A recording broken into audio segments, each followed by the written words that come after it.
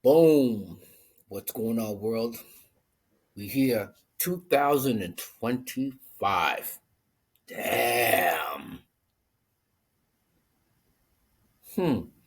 Some crazy things have gone and happened in 2024.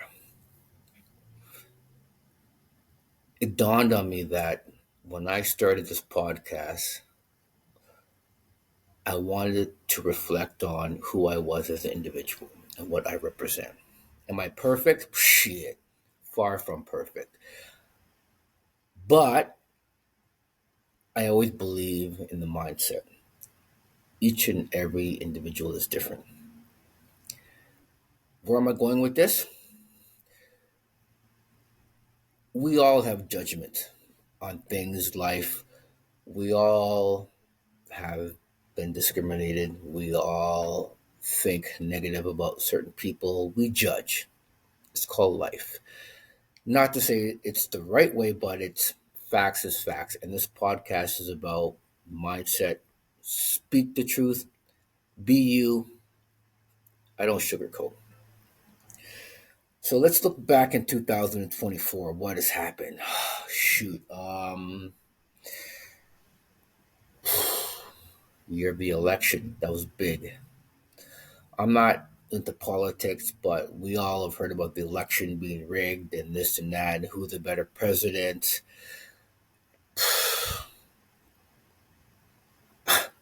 At the end of the day, my motto is this: who can tell the best lie that is believable?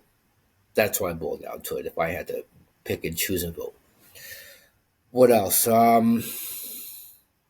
lot of deaths in the fitness industry. I've been in the industry for over 20 years. Coach, played pro soccer overseas, and I've seen a lot. And it's funny when we went through a period of time where a lot of soccer athletes were dying on the pitch, cardiac arrest, and it's like, whoa. But then it sort of makes sense to me because back then we'd go into a locker room and you see your supplement table, pills, energy drinks, ephedrine, all these stuff just to keep us going because we needed that extra edge. Not dawning that we were really damaging our body. Fast forward 15, 20 years later, and all the promotion of energy drinks, Monster and Red Bull, and all these things. I'm not going to speak ill on any of them. At the end of the day, we all know the pros and the cons. Pros of energy drink, you get that rush of energy. The con, you crash. Bottom line. People talk bad or negatively about them, but think about it. Everybody's taking some type of fix or drug or whatnot. Coffee is a drug. Caffeine, it's a drug. Advil, it's a drug. All these things are drugs, and people want to go back and say, "Yeah, but I'm not on drugs, or I'm a natural athlete." You do you. I'll do me. I call it like I see it. No such thing as natural. End of the day, we are brought into this world through medication, through our parents, whatnot, when they grew up. So it's in our DNA. Bottom line, that on that note. But back to my point of 2024, it's a crazy year. Death, politicians, all things in the world have been changing and going crazy, like earthquakes and all this kind of stuff. Why is this happening? Are we headed for Armageddon? I don't know. But the reason why I came on today is to talk about 2025. To understand the future, you got to reflect on the past, right? 2024 is the past and before, but a lot of shit has happened that shocked me, and I had to address some things. Number one, music industry. Many don't know I was in the music industry. Shoot, I've done videos. Part of a group that won a Juno Award 1990 Best Rap Album. Um, I've met a lot of rappers, performed with a lot of amazing people. um, Run DMC, LL Cool J, Jazzy Jeff, Ice T, Marky Mark. The list goes on. And I will say that it was a great experience. Seen a lot, done a lot, but it's a messed up industry if you don't fit into their realm. What I mean by that is, prime example, we all heard the saying, blood money, right? Um, Music is, or selling your soul to the devil. Think about it now. What has fast forward in this day and age? All this pitch about satanic stuff, drinking blood and Illuminati and witchcraft and all this kind of stuff. Kind of messed up if you think about it, right? Because 30, 40 years ago, Elvis days or before that, that music was called the devil's music. Fast forward 30, 40 years later, and what are we preaching? A lot of the music industry preaching satanic stuff. It's messed up. Um, Diddlers in the industry, pedophiles, and hey, I don't have kids, but I'll tell you one thing. If I did, I'd probably be locked up, and that's probably the why the big guy upstairs says you're not you're not gonna have kids because anyhow I heard someone fondled my kid or went through that, you're locking me up because I'm committing murder. Straight up, you put your hands on my kids and my family, yo, it's over. Game time. Lock, shield, and barrel. No questions asked. It's just the system is messed up. Take our education system. I have a lot of friends who are teachers, principals, and I ask them the simple question: what's going on in this generation? What do they have going for them? And a lot of them say absolutely nothing. We can't talk to them. We can't touch them. We can't do anything that's, harsh. And what I mean by touch, I mean like, I remember in grade six, I got the strap. I was one of those class clowns, but I was not a bad kid. I was very vocal, let's just say. So, long story short, in the principal's office, mind you, Mr. Shaw versus Soul, great principal. Like, great guy. What I mean by that, yes, he was a volleyball coach, but he was a stickler. He was nails, but he cared for you. And I remember him saying to me, "Put out your hand, Rich." And when I put out my hand, and the guy I was with started crying, I'm not gonna say his name, I'm not gonna call him out. I'm like, "What are you crying for?" Like, I got worse beats at home. What's the strap gonna do? Pulled out the leather belt, and he goes, "Rich, it's gonna hurt me more than it's gonna hurt you." No, it's not. I'm getting the strap. Let's just get over and done with. But I could see it in his eyes that it was like he didn't want to do it. It was like he felt so bad. What happened if that happened in today's day and age, where kids got the strap in school? But is that not child abuse? It'd be crazy if that happened now in this day and age. But what's happening now is we have teachers sleeping with students and shit. Don't get me wrong. In high school, I had a teacher. She was hot as nails. Damn. I won't say her name. We'll call her out. But we all came across a teacher who was hot in school. But we never thought about sleeping with that teacher or have the opportunity. And you see teachers sleeping with 12-year-olds and 13-year-olds. What's going on? So then I asked myself, is it the food industry? And people are like, what do you mean? Think about it. The food industry popping a lot of hormones into our foods. And what I mean by that is kids are getting more mature, speaking more abrupt, and this ADHD and all this terminology being diagnosed. Where'd that all come from? It's coming from the food.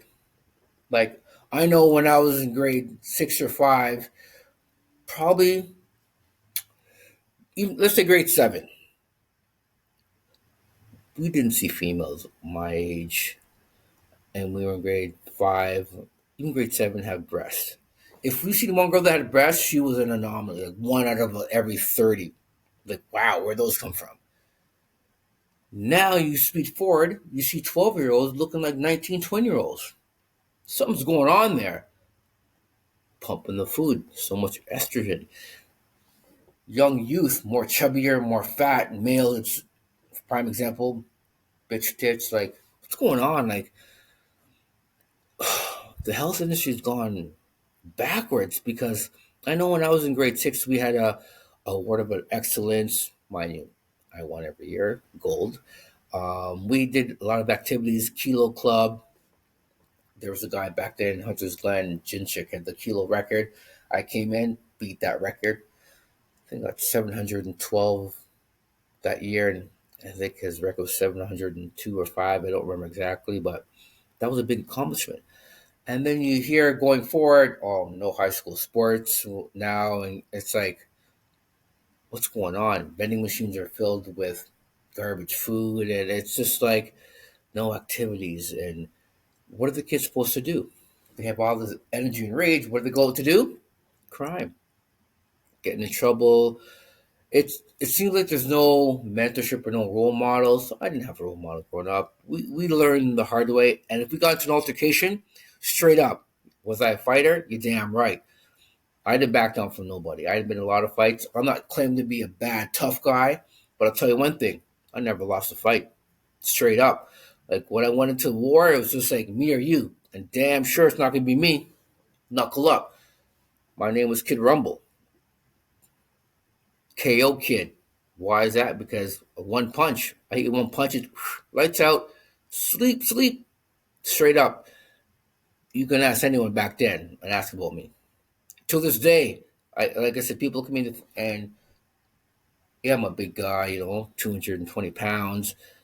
I can still throw it down, but I've matured. Like I know that I can't go around beating up everyone because there's always one person going to be tougher than you, and I don't want to come across that person because if I did, straight up, chitty chitty bang bang. Like if I can't knuckle you down, I'm not going down. Me or you are going in the ground. It's not going to be me. My point is, sometimes you got to talk your way out of the battle, right? These young kids, guns and all this shit. It's just like, where is this coming from? And this generation, the slang, straight up, Scar Town. One word we created. And I'm going to tell everybody, I don't care where you're from, what set you represent. I'm not trying to be a thug or a gangster, but when you hear that word, we were the originators. I'll leave it at that. People know, you'll know. But this slang, kids talking, walking around with their pants sagging down low, and what's the new terminology these kids use? Crody and all this. Like, it's crazy. Then I say to myself, am I just getting older or am I just more mature now? A little bit of both. But I know when I was young, I didn't act like how these youth act now and how they talk and how they roll. It's just like our crew was deep. Like we were known, the 400 crew. We had the Cataraqui crew, Mark Ellington crew. Like we had some bad boys. You know what I mean? I'm not discriminating any other hood so you weren't tough enough for, but I've seen it all. I've seen people get killed, best friend, murdered, lost close people to me. Like I've seen it all. My point is like it's 2025, folks. Let's wise up. Let's come together and forget the past. I've done a lot of wrong, and I'm trying to amend. And some people accept it, some people won't. But I'm just gonna be real. It's life. It's a new beginning. We're not getting any younger, but the world is not getting any positive. And what I mean by that is a lot of negative people, a lot of grumpy people, and it's the industry. The economy's going down, people losing their jobs, and I get that the dollars are not as strong as the once before, and all these jewelry heists and the robberies. Like, damn, what's going on? Like, my point is, people, we got to wake up. We got to wise up. We got to do better. Um, and people talk on the podcast industry of talking down on people and pointing the fingers. I'm not talking down on anybody. I'm just speaking from the hip. I'm saying what I see and what I know is just that we all got to come together. It's 2025. Let's make this year called Progress Year. Make some progress. I'm not saying, oh, I have your rituals or these beliefs, because we all know majority of the time you're not going to follow through. If there's one thing you should really do is look yourself in the mirror and just say, I got to do better. Whatever that is to you or what it means, um, yeah. First off, I want to give a shout out to my boy Eli Freeze, Swirl, one of the best freestyle soccer person in the world. He created freestyle in my eyes, from what I've seen, know about. Eli, that's his company, Swirl. Look it up. Back to my point. Um, People always ask, how did I get into the industry? Bodybuilding was not on my agenda. I used to laugh at people. Like growing up, my forte was sports, jock, but I want to become a pro boxer. I was good with the hands, good with the feet, like you know what I mean. I just didn't have, I guess, the right circle or the means to get into the boxing. I wish I did. I think if I did, I'm not bragging. I'd be a champion for sure. Hands, without a doubt. Steel chin, quick on my feet, agility, got hands. That's a great combo. Now you give me a great coach, the world is yours. Fortunately, didn't go that route. Got into soccer. Was I a big soccer player? No. But I was an effective soccer player. I make people around me better. I was quick. You can see it in the background, gold medal. Yeah, soccer, loved it. High school, I played goalie. Just because our team was so talented, I think one of the best high school soccer teams that we have ever seen in my era is we were so good, like we didn't even practice. I think we went 9-1 that year, but went to offices, came third. We could have won it, but we just wanted to have fun. We were young kids, but what a team. And I played goalie because we had the talent outside. I figured my job would be easy, and it was. I was agile and I was good, but football was my heart. Like I was averaging 3 or 4 touchdowns a game. They made special plays for me. I played running back, so you give them the ball, we'd crush it. Another guy I played with, Dayton Roberts, Roboback. That guy got the ball. I'm like, you guys can't tackle him. He just ran up right, strong as nails. We were raw, but we were crazy tool. Um, and I just like I said, we I wanted to excel. Football scholarships I got. Went to Baylor and I got down there and they just looked at me like, "What are you gonna do?" I go, "Oh, I'm running back." And he looked at the tape, looked at me, and he's like, "That's you?" I'm like, "Yeah." He goes, "Yeah, you can play safety or whatnot, but running back? No, we have running back." I said, "Coach, look at the tape." He goes, "Yeah, but look at our running back that we have." The guy came out of the back room. I was probably a buck 50, 55 with equipment, maybe 157. But I was, I can take a hit and I was quick. This kid came out, must have been at least 230, 240, had a beard. This kid's not in university. This kid looks like he has 4 kids and works on a farm. What do you guys feed these guys? And he lost our running back. So, let's just go to the practice field and handle it. Went on the practice field, did my damage, went to the hole, boom, easy, shining. Next day's practice. Went through the hole, boom! This guy rocked me, the kid. And I tried to play it up. He didn't hurt me. I got up and I was walking like this. I'm like, yo, I don't know if I want to play football. But I'm like, shook it off. Next day it was sore as hell. Came back to the room and coach like, we'd like to sign you, but you're probably not going to start your first year. So I said, I'm a starter, so I'll just do soccer and come here part time. No, no, either football or nothing. See ya, Baylor. Left, took my soccer scholarship. So yeah. When did I start working out? I dabbled in push ups, this and that, but geez, when did I really start? Oh, I missed a part. And I think it's crucial. I don't hide it. Grade nine, like I said, I was sweet with the hands and hung out with older guys and got to an altercation and um, did some damage on one guy, and we all got charged. And I took the blame because I was a young kid and they were older and they were looking at going to the big penitentiary. I'm like, yeah, I'm a young kid. Get slapped on the wrist. They made a prime example out of me. You know what I mean? Locked up 18 months in juvie. So it was like, yo, getting your yellow outfit and the shipping, and I'm locked up in my cell. And then I got shipped out to a farm, and I was just like looking around, like, I'm running from here, nowhere to go. This place, you ran, crossed that line, pooh, you coming back, that's for sure, with some broken bones. And I'm like, yeah, I'm tough, but I don't want to go through that route. So I just said, yo, I'm gonna protect myself. I'm in my dorm, and these guys try to, I guess, bully me or whatnot in my little, like, you have quarters. So we were like 16. So basically, at the time, you had houses, John's house, whatever house, and in that house, you had like 8 bunk beds. So two people a bunk, and then you sleep in that bunk. It's like a jail cell. They lock the door, and in the morning, you all come out, stand in front of your door, and the shower time, they do a count.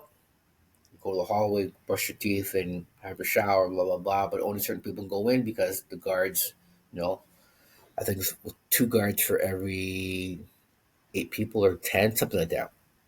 So I'm in there now and I see these guys looking at each other and they're looking at me.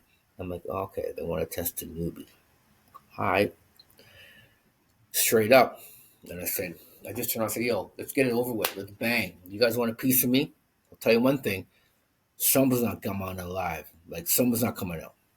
So one guy came at me and he went to rush me. So I juked and dipped and they threw him into the sink and he banged his head and hit the floor, and I just stomped on his head. Boom! Next guy came in, and he swung a punch and caught me in my jaw, and I went down. He goes, "You're not so tough," man. I looked up, one uppercut. Boom! Knocked him out. And apparently he was a tough guy, so I guess I got my recognition. So then I got thrown in the hole. So the hole is where they put you in isolation. It's like 20 hours lockdown. The only time you come out is 1 hour for the yard, and breakfast, morning, lunchtime, you half hour, and the rest you're locked up in this cell. So I remember this kid was always saying, "Oh, yo, you got to get out of there, man. You're gonna lose your mind." I'm like, "Bro, don't talk to me. I'll just do my time in the hole and get back to my dorm. Do my time, get back to the dorm now." And I remember this one cat was called Mr. Dunn. I don't know if he's still alive today, but brother, you saved me because I was on a destructive path. And he walked by and he goes, "So you're the tough guy, eh?" I'm like, "No, I just want to do my time, and I don't want to be around anybody because you have a lot of anger. You got to let that anger go properly." And I thought he was testing me, but I was just like, whatever. And he's like, "Let's go to the gym." Go to the gym, there's a gym here. So he brought me across, I guess, where the guards train. And we're not allowed to go there, but he's like, "You want time out? You clean the dorm here and all this and that, and we'll get you some time in the gym." All right, let's clean the dorm up, make sure the floors are good, keep guys in check. And I guess I was sort of the leader now, knocking on the guy, and people respected me. So I got the respect. And yeah, went to the gym. He showed me some stuff, and mind you, I'm probably like a buck 55. By the time I came out, I missed my grade 9 year, so I came out and I did some tutoring. So fast forward and did half the year. I had to repeat, so it set me back a bit. And it came out, and I remember when I went to court, all my friends were there, and I couldn't even look at them because they were supporting me, writing letters. Even the teachers were like, "He's a good kid." They just got caught up with the wrong situation. I was like shocked because all this support, and I didn't think I was getting out because what they wanted like 2 years. I'm like, 2 years, like, well, we beat this guy pretty bad. Like, I feel bad. It's like when I seen the pictures. in the court. I just put my head down, like, what was I thinking? But the record label we were with at the time, one representative came and he gave a speech, and the judge looked at me and looked at the guy. He goes, "This kid here?" He's like, "Yeah, he's a good kid, Your Honor. He got potential." And I had the principal there and teachers there, and looked at me and he's like, "What are you doing?" And I just said to him, "I wanted to be cool," but I said, "I know cool's not the way." Judge had to face the hard until they gave me the 2 years. I got out early, and when I got released, I remember coming out of the courtroom, and first thing I wanted was a burger, and they had me on these like shackles and jackets and took everything off, and they're like, "What happened to you?" I must have gained at least 30, 40 pounds by the time I came out, 9 months. I was like 170. I was just bald, swole, no neck. And yeah, so I guess I got my first taste.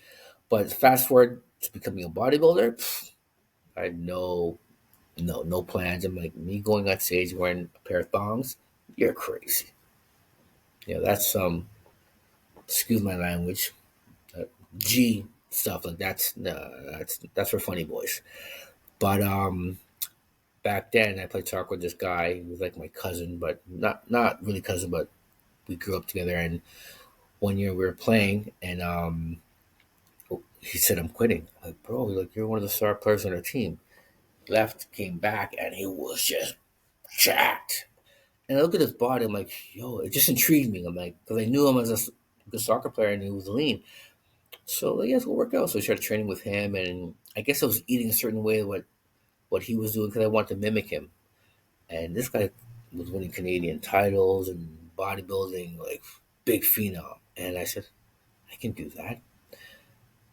But I didn't want to go into the bodybuilding. So my real first competition, no one really knows this, but I'll say it now. I did a physique show. I prepped for 2 weeks. There was like 25 guys in the group. I came sixth. Didn't prep. I hear guys talking, yeah, I did a 16-week prep. And I'm like, 16 weeks? Did this in 2 weeks. Mind you, I didn't know what I was doing with the poses, but to come sixth back then, it was tough because you had level one, level two, level three, and before I went to provincials. So I never did all that stuff because I came sixth in the top five, moved to the next level. I walk off stage and this guy goes to me, "Son, you have no business being on stage." "You're damn right. It's not for me. You should be a bodybuilder." I said, "You have no idea what you're talking about."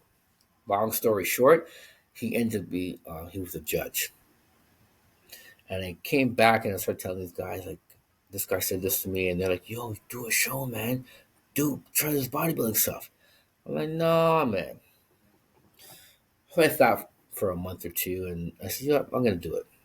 So I hooked up one guy now, known as Amber the Hammer, one of the smartest people I know. Like knowledge, crazy, big fitness company now, and he's I call him a guru. He doesn't want, he would never say it, but he's very humble. But man's a genius. He just knows his stuff. So I said, "I'll help you out." So I did my first bodybuilding show, and I said, "I'm not doing it here. I don't want no one to know because if I did bad, nobody would know." So we went to Ottawa, and it was the Ottawa Classic. Um, so I entered, blah blah blah. Like mind you, I started way later than the norm. My first show I did, I think it was 40 or 30. No, sorry, 38. 38 or 39 because I did the physique show, and then a year later I did the bodybuilding show. So probably yeah, 39. So I get up there now and doing everything, and they're like, "Hey, you gotta go weigh yourself." Weigh yourself? Why? Long story short, that's okay. Whatever. I weighed myself. I was a light middleweight, so I was 170 pounds. And I'm going back now to the registration, and then he goes, "Okay, you gotta go for tanning." I said, "Tanning? I'm not doing no tanning. I'm dark already. I'm not tanning." So I left it. I'm like, "Yeah, just when did the show start? Saturday or whatever." I'm like, "All right." So it's Friday now at the registration. I'm in my room, and I said, "I can't do this." I chickened out. So I called and boy, I'm like, "Yo, I can't do this show, man." I called Amber. "I'm not doing it, man." And my friend who drove me, Kevin, and my girlfriend at the time came with me. And I'm talking, I put them through hell. I'm eating asparagus and fish in the car, so the car's stinking. 6 hours drive, and he looked at me and goes, "I drove you 6 hours to smell asparagus and fish, and you're not gonna do the show." I'm like, "Bro, guilt trip." I'm like, "Nah, man, I was panicking." He goes, "Just well, you don't do it, don't do it." So I called Amber, and he goes, "You know what? Forget it then. Let's just go eat and we'll chill and go sleep and call it a night, and we'll deal with it tomorrow Saturday. Tell him we're not gonna do the show." All right, we go to the keg. Long story short, we go there now. We're eating, and I'm having. He said have steak, potatoes, and I felt like some sweet, so I had some, apple pie, um, and then I had cheesecake, and he came down across and like, goes, "Bro, you ate all this?" I'm like, "Yeah, you said I could." He's like, "How do you feel?" I said, "Feel kind of good, kind of thirsty." He goes, "What were you drinking?" I said, "You told me to just sip on Coke, so I only had like half a Coke." He goes, "All right, have some more water, but just sip on it." So I'm like, have it, and I go, "I'm still kind of, I just want to go back to my sleep." He goes, "You're restless." He goes, "Have a shot of vodka, go back to the hotel room and sleep." I go, "Vodka?" He's like, "Yeah." I had a shot of vodka. My girl did, my boy did. I go, "Thank you guys for the ride, blah, blah, blah." Went back to the hotel, went to sleep. I remember getting up like around 4 in the morning. I just was restless. Go in the washroom now, turn the light. And I'm like, "Holy shit." I'm like, "Jen, come here, come here." She's like, deep sleeper, but when she gets rattled, she's like, "What happened?" She starts yelling and screaming, "What's going on? Are we okay?" I'm like, "Chill." I go, "Look at me." She goes, "Look at you? You're in the washroom. Why would I want to look at you?" Turn the light. She's like, "Oh my gosh, Rich, look at your body. Veins everywhere, vascular." And I'm like, "Holy snap." So I called Hammer. I said, "Hammer, you should see me, man." So he comes up from his room now and looks at me and goes, "Oh my gosh." He goes, "How do you feel?" I'm like, "I feel great." It's like 4:30 now. He's like, "Well, Red shows open at 9. Try to just relax." I'm like, "Relax." I'm like, "I can't relax. I'm all like hyped now." I go, "Just go lie down and relax." He leaves, go back down. He goes, I'll come to your room at 7 o'clock." Go back, trying to sleep. I was just restless, but I calmed down a bit. 7 o'clock comes, we go to the buffet now, and he goes, "How do you feel?" I said, "Bro, I'm starved." Like, "What do you mean starved?" I could have ate like 3 raw cows. Long story short, so he's like, "Let's go have some pancakes." He don't gotta ask me twice. So I go, 12 pancakes, butter, a little bit of coffee, and I'm like, "Yo, I'm good." It's like 8 o'clock. He goes, "You want to do the show?" "Nothing to lose. Let's go. Go to the show now." I'm back there, and I'm nervous, but I'm like, he goes, "Calm down." I'm like, "No, I don't know, man." Panicking. And he goes, "Have some of this." Give me another shot of vodka. Calm it down. I'm like, "All right." Pumping up, blah blah blah. There's like 7 guys in my class, so I go out there and I'm on the stage now, and um, I was in the middle, the way how we lined out. Call some poses, and then he goes, "All right, said my number," and I went to the side at the end. So I'm like, looking at him, like, "What does that mean?" He's like, "Just," and I'm like, so I'm getting kind of like restless. I'm like putting mean mug, and he goes, "Smile." So I'm like trying to pretend I'm happy, but I'm upset. I'm like, they're not even looking at me. So I did all that stuff now, and then and then I come back off stage, and he's like, "Hey, it's part of you're in a good spot." I said, "Bro, I went up to the end right away." So now knowing how it works is, in the middle, they'll get you first, second, third, fourth, fifth, sixth. And I was way at the sixth spot. So I'm saying to myself, they didn't really look at me, but I got moved right away. He goes, "That could be a good thing. Maybe you already won your class." And I think he was trying to blow up my head. I'm like, "Whatever, you're just," he goes, "No, I'm serious." I go, "So what now?" He goes, "We got to come back at 5:30. No, even shows at 6. So as I'm leaving now, this guy grabs me. He goes, "Sir, can you come with me?" And I look at him. I'm like, "Who are you?" And he had this jacket on and suit jacket on, tapped me on the shoulder and goes, "Just gotta come with me. Show me some ID." I'm like, "I ain't going with you. I don't know who you are." And they're like, "Yo, you've been randomly selected." So this show was a natural show with drug testing. I didn't know. I just answered it because in Ottawa, and my buddy Kevin's from Ottawa, so he's like, "Yeah, we'll go to drive." We didn't even know. And I called Amber. I was like, "Amber, they pulled me aside. I gotta go some drug testing." He's like, "All right, go. You're fine." But I'm just panicked now because I'm just like, though they're gonna try to plant something. So I still, this is discrimination. I'm probably the only black guy being tested. So I said, well, I need to get my doctor. He's like, my doctor, and then come on, it's not. But my girl's family, she was practicing to become a doctor, so she was my doctor. I just said because I was nervous. So I went back to the followed him back to the stage and blah blah. And he goes pee in his cup, and I'm just like I couldn't pee. I was just nervous. I couldn't pee. Long story short, hour later, I'm like, okay, he goes, you want? I go, I need something to drink. So I went to go to my bag, get some water. He goes, no, you can't touch that. My bag is my water. He goes, no, go drink out of this. I'm like, I don't know where that's been. It was an unopened bottle. I took it. I'm like, oh shoot, okay, look good. I showed it to Jen. She's like, yeah, it looks good. Bang, I gotta pee. So I said, where's the washroom? In the room over there. So I go in the room now, open the door, close it, and I see his foot in the door. I go, bro, where I'm from, people get knocked out for that. Like I'm being like, he goes, relax, I gotta watch you pee. I said, no, what kind of homo shit is that? But it's procedure. So I looked at the guys like it's rules or you're disqualified. Oh, you got something to hide? Whatever. Peed, blah blah blah. I'm like, how are you gonna test this anyways? It takes like 24 hours, blah blah blah. But as the urine sample turns color, I don't know. So long story short, come back evening. I left there, I went to go eat, and then I slept for a bit. I went to go eat, come back, and bada bing, bada boom. Back, and they said, you gotta do a posing routine. I said, posing routine? I said, I got no music. I go, I don't know what to do. And Amber goes, I'll just tell the judge, put on some hip hop and just come on, just pop and have fun. I had no routine, so I came out and I started popping and boom, boom, boom, and posing, and crowd went nuts. So I'm having fun. I'm like, all right. And then 30, 40 seconds, I was done. Quick. And I'm like, this is pretty cool. So I'm kind of hyped now. Come back now, do the individual rounds again, place them around. Same thing happened. Went in the middle and they just moved to the side right away. And I'm like, well, that was a bust. Go back now, and then they call us out now, give you awards. And I didn't want to go out. I'm just like, forget this. And everyone's coming out, and the guy goes, man, your class is going out. I'm like, I don't want to go. Because I'm thinking, I didn't do well, so why do I want to go back? Not knowing if you don't go back on stage, it's almost like a disrespect thing. So long story short, go back out, and they call, all right, and in fifth place, say number, and fourth place, say number. And I'm just like, I just want to get off stage. I'm looking around, and I look at Amber, like, come on, sit in that pose. I'm like, bro, what's the point? But I did it anyways, out of respect, he put in the time. So I'm doing all that. And in second place, I say the number. And in first place, number 125. And it was sort of like, from like a little pause.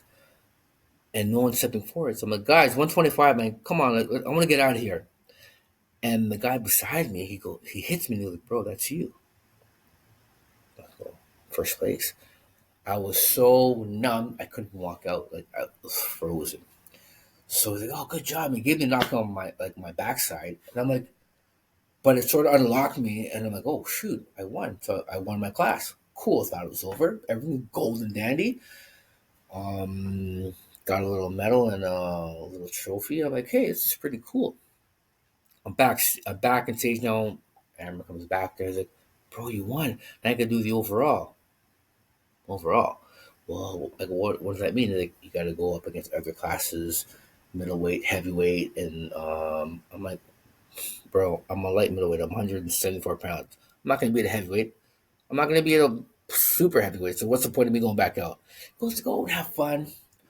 So there's four guys.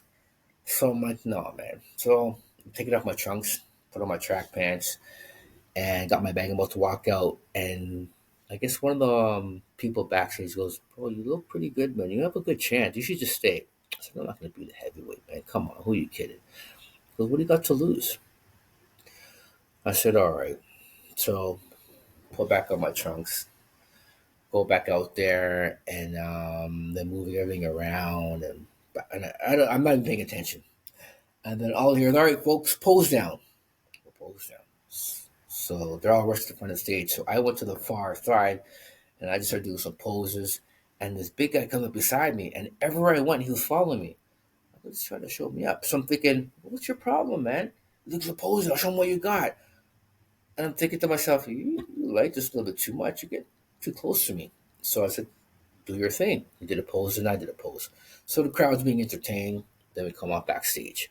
Something, okay, I'm done now. Now I go home. So I'm getting dressed, take off my trunks and blah, blah, blah. And the overall winner is Boom 125. And I'm at the back, and so I can't really hear someone goes, "Are you 125? I think they just called you." I said, "Probably a mistake." And like, no, that they called your number. So I'm like, holy shit, so I'm ecstatic now. So I'm like, whip off my pants and I'm running back out and I'm about to go to the stage and the guy grabbed me just before I went out and goes, "Bro, where's your trunks?" So I took off my trunks. I almost went out there naked. Whew.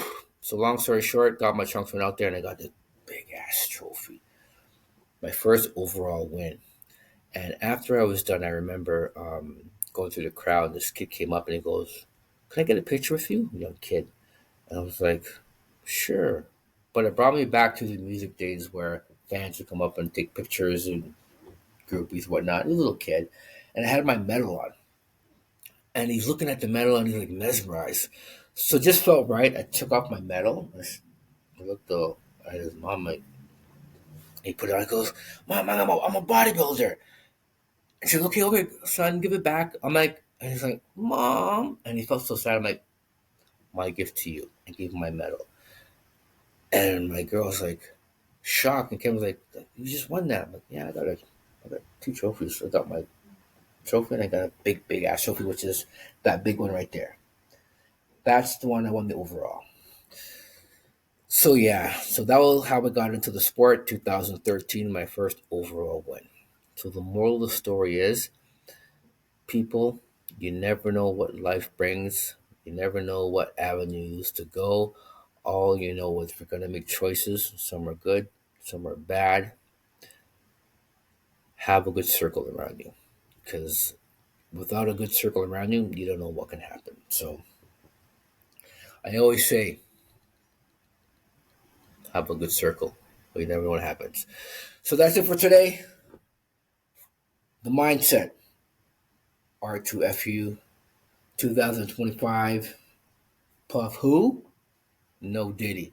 We out. Peace.